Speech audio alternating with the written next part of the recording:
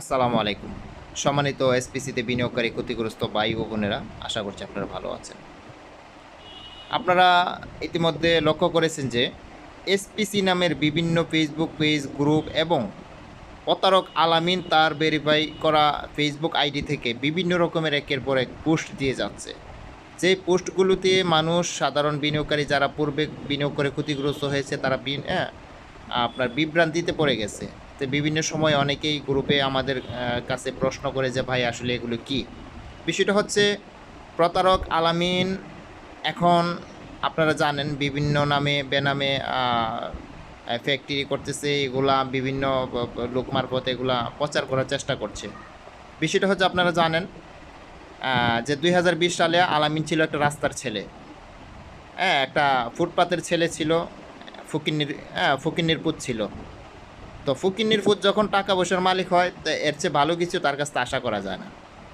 তো এখন সে বিভিন্ন তার ফেসবুক আইডি থেকে পোস্ট দিচ্ছে যে আমরা ব্যবসা করতেছি, আমরা টাকা দেব, যারা এই নিয়মে টাকা ব্যবসা করবে আমাদের সাথে তাদেরকে টাকা দেব।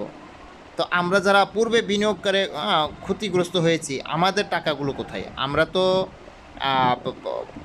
টাকা দিয়েছি, আমরা তো টাকা পাই নাই। এখন হয়তো অনেকেই সারাদিন প্রোডাক্ট বিক্রি করে ১০ টাকা, ২০ টাকা, ২৫ টাকা তাদের আইডিতে যোগ হচ্ছে, তারা বড় বড় অক্ষরে আলহামদুলিল্লাহ লিখতেছে। তাদের জন্য আমাদের লজ্জা লাগে, কারণ একটা লজ্জাহীন মানুষের সাথে একটা কুকুরের সমতুল্য, হ্যাঁ, তার সাথে মানুষের সমতুল্য হইতে পারে না। একটা লজ্জাহীন মানুষ একটা কুকুরের সমতুল্য, বাস এক কথা। এখন বিষয়টা হচ্ছে আলামিন হচ্ছে ফকিন্নির পুত, রাস্তার ছেলে। ২০২০ সালে তার কি ছিল এটা বাংলার মানুষ জানে। এখন সে কোথায় আছে আপনারা জানেন। আলামিনের নামে বেনামে বিভিন্ন জায়গায় বেশ কয়েকটা মামলা হয়েছে, ইতিমধ্যে কয়েকটা মামলার ওয়ারেন্ট হয়েছে, আপনারা এটার অবগত আছেন। তো বিষয়টা হলো এইসব বিষয় নিয়ে আপনারা বিভ্রান্তিতে পড়বেন না।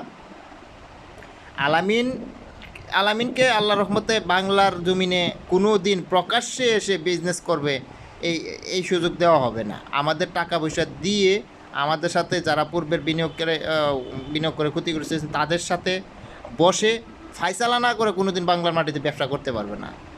আর আমার মনে হচ্ছে না খুব বেশি দিন সে এইভাবে পলায় থাকতে পারবে বা লুকায় থাকতে পারবে।